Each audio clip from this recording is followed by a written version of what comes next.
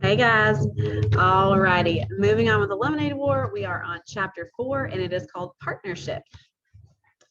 Partnership, two or more people pooling their money, skills, and resources to run a business, agreeing to share the profits and losses of that business.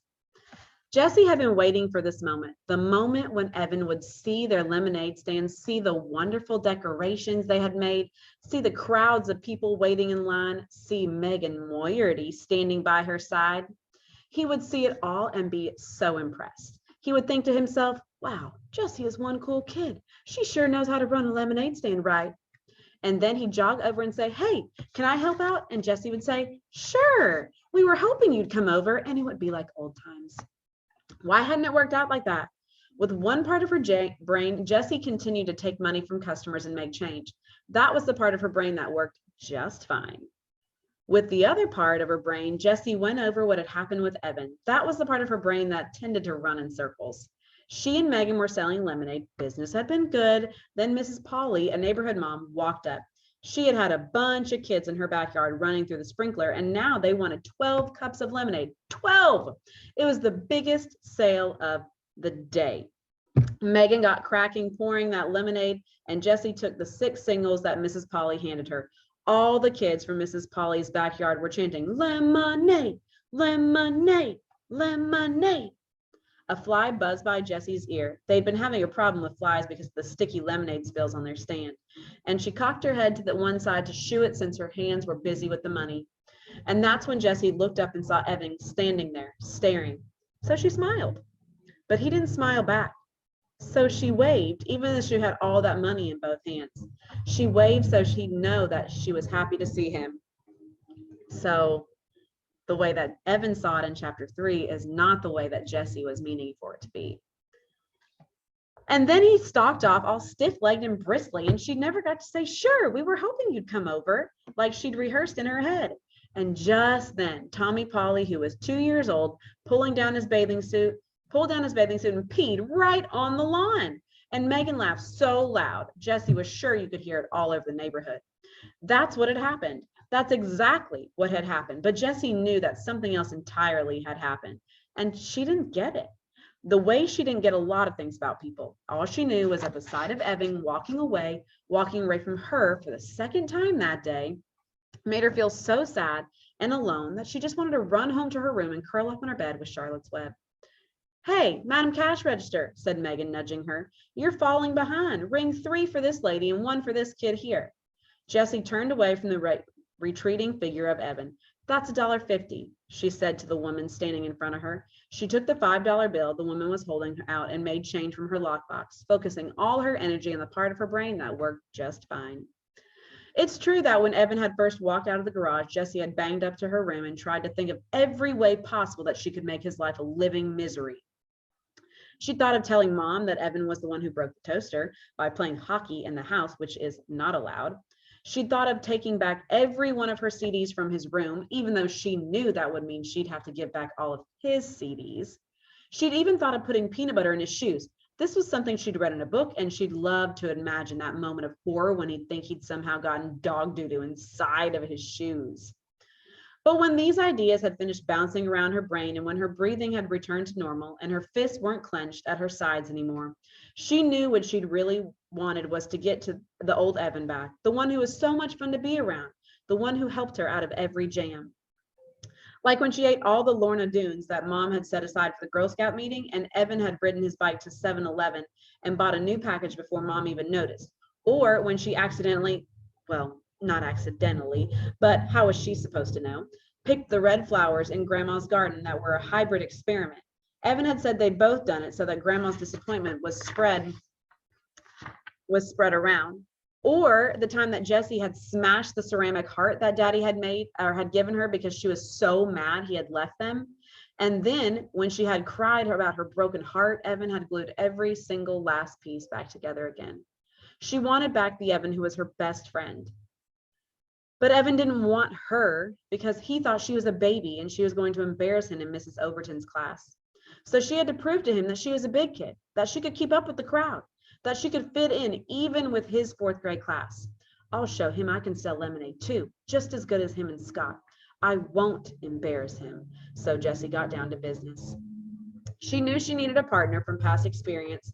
She'd learned that having a lemonade stand wasn't considered cool, it was considered pathetic.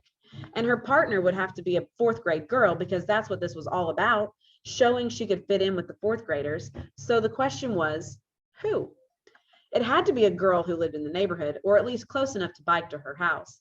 And it had to be someone that Jessie had talked to at least once. No way she could call up a girl she'd never even talked to. And it had to be someone who seemed nice. The last part was a problem because Jessie knew that she often thought people were nice, then they turned out to be not so nice. Case in point, those second grade girls. So Jessie decided it had to be someone who Evan thought was nice. Evan knew about these things. He was the one who had explained with his big arm around her shoulder, Jessie, those girls are making fun of you. They are not nice. When Jessie thought about these different requirements, there was only one obvious answer, Megan Moierty. She lived less than 3 blocks down the street. Jessie had said hi to her a few times while biking in the neighborhood, and Evan must have thought she was nice because Jessie had found a piece of paper in his trash can with Megan's name written all over it. Why would he cover a page with her name if he didn't think she was a nice person? Jessie went to the kitchen and climbed onto a stool so that she could reach the cabinet over the stove. She took down the school phone book and looked through the listings for both of last year's third grade classes. No Megan Moierty. Duh. Jessie remembered. She'd moved in halfway through the school year. With a sinking heart, Jessie checked the town phone book. No Moierty family listed on Damon Road. Okay, said Jessie, slapping the phone book shut and putting it back in the cabinet over the stove. Time for plan B. Jessie went to the hall closet and got out her backpack, which had been hanging there empty since the last day of school. Inside, she put 3 cans of frozen lemonade from the freezer and her lockbox full of change. She put the $10 bill, still paperclipped to last year's birthday card from her grandmother, in her top desk drawer. Then she went to the garage, strapped on her helmet, and rode off on her bike. As she left the driveway, she could see Evan and Scott's lemonade stand on the corner, but she was careful not to make eye contact. She didn't want to talk to Evan until she was ready to, ta-da, impress him. Her heart leaped when she imagined him ditching Scott to be with her. Megan's house was so close that Jessie got there in less than 30 seconds, and less than 30 seconds wasn't nearly long enough for her to plan what she was going to say. So she rode back and forth in front of the house about 15 times trying to pick the right words. What are you doing? A voice shouted from the upstairs window. Jessie slammed on her foot brakes and looked up. Megan was staring down at her. She looked huge. Her voice did not sound nice. Riding my bike, said Jessie. But why are you riding back and forth? Asked Megan impatiently. In front of my house. I don't know, said Jessie. You want to play? Who are you? Asked Megan. Jessie, said Jessie, pointing down the street toward her house. Evan's little sister? Asked Megan. Jessie felt like a deflating balloon. Yeah? Oh, said Megan. I couldn't tell because of the helmet. Jessie took off her helmet off. So you wanna? She asked. There was a long pause. Where's Evan? Asked Megan. He's out somewhere with a friend, said Jessie. Oh, said Megan.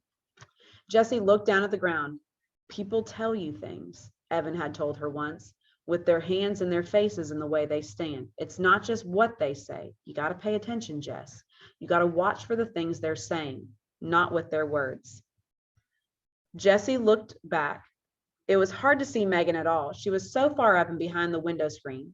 Jessie sucked in her breath. Do you want to do something? Another long pause. Jessie started counting in her head. 1 1,000, 2 1,000, 3 1,000, 4 1,000, 5 1,000, 6 1,000. Sure, said Megan. Then her head disappeared from the window. A minute later, Megan was at the front door. Hey, she said, opening the screen. Jessie raised her hand in something that was halfway between a wave and a salute as she walked in. Her sweaty bangs stuck to her forehead where the helmet had mashed them down. She was so nervous about saying something stupid, she didn't say anything at all. Megan leaned against the banister of the stairs and crossed her arms. So, said Jessie. She stared at Megan, who was fiddling with the 7 or 8 band bracelets on her arm. Jessie counted 2 Livestrongs, 1 Red Sox World Champs, 1 March of Dimes, and 1 Race for the Cure. What's that one? She asked, pointing to a band bracelet with tiger stripes. Megan stretched it off her wrist and gave it to Jessie. It's for the Animal Rescue League. My mom gave them some money, so they gave us this and a bumper sticker. I've got 22 band bracelets. Cool, said Jessie, handing the bracelet back. Megan flipped it back on. She continued to play with the bracelets on her arm, running them up and down, up and down. So, what do you want to do? Asked Megan. I don't know, said Jessie. I don't know. Let me think. We could have a lemonade stand. Said Megan, sounding bored. Oh, it'll be fun. Come on. We don't have any lemonade, said Megan. I've got 3 cans, said Jessie. She slipped the backpack off her back and dumped out the 3 cans of frozen lemonade. Her lockbox came rattling out too. What's that? Asked Megan. My lockbox, said Jessie. We can use it to make change. She felt her face getting red. Maybe 4th graders weren't supposed to have lockboxes. How much money have you got? Asked Megan. You mean in change or altogether? Megan pointed at the lockbox. How much is in there? $4.42. 14 quarters, 5 dimes, 3 nickels, and 27 pennies. Jessie didn't say anything about the $10 she'd left at home. Both of Megan's eyebrows shot up. Exactly? She asked. What do those eyebrows mean? Jessie wondered in a panic. Why was Megan smiling at her? Jessie, those girls are making fun of you. They are not nice. Jessie didn't say anything. She had a sick feeling in her stomach that this was going to turn out badly. Megan straightened up. Wow, you're rich, she said. Want to go to the 7-Eleven? We could get Slurpees. But Jessie pointed to the cans of lemonade on the carpeted hallway floor. The frost on them was already starting to sweat off. We could do the lemonade stand later, she said. Maybe. Jessie thought of Scott and Evan racking up sales 2 blocks down. How was she going to prove herself to Evan if she couldn't even get Megan to have a stand? How about the lemonade stand first, Jessie said, and then Slurpees with our earnings. I bet we'd even have enough for chips and gum. You think? Said Megan. I know, said Jessie. Look. She held up a can of lemonade. It says right on the can, yields 64 ounces. So we get 8 cups from each can and sell each cup for half a buck. So that's $4. And then there's 3 cans. So that's $12 altogether, right? The numbers flashed in Jessie's brain so fast. She didn't even need to think about what she was multiplying and dividing and adding. It just made sense to her. Hey, how old are you? Megan asked, looking at her sideways. 8, said Jessie, but I'll be 9 next month. Megan shook her head. That math doesn't sound right. No way we can make $12 from just 3 little cans. Yeah, said Jessie. I'll show you. Do you have a piece of paper? Jessie started to draw pictures. She knew that other kids couldn't see the numbers the way she did. They needed the pictures to make sense of math. Look, she said, here are 3 pitchers of lemonade. Because we've got 3 cans of lemonade and each pitcher's got 64 ounces in it. So she drew this picture. Now, when we pour a cup of lemonade, we'll pour 8 ounces. So, because that's how much a cup holds. You don't want to pour less than that, or people will say you're being a cheapskate. So each pitcher is going to give us 8 cups, because 8 times 8 equals 64, right? And then she drew this picture. And this one here to show how much. Now, we'll sell each cup for 50 cents. That's a fair price. That means that every time we sell 2 cups, we make a buck, right? Because 50 cents plus 50 cents equals $1. So look, I'll circle the cups by 2s, and that's how many dollars we can make. Count them. And she drew this picture. Megan counted the circles, the circle pairs of cups, 10, 11, 12. That's how much money we'll make, said Jessie, if we sell all the lemonade and if we do the lemonade stand. Wow, said Megan, you're really good at math. She puffed her cheeks out like a bullfrog and thought for a minute.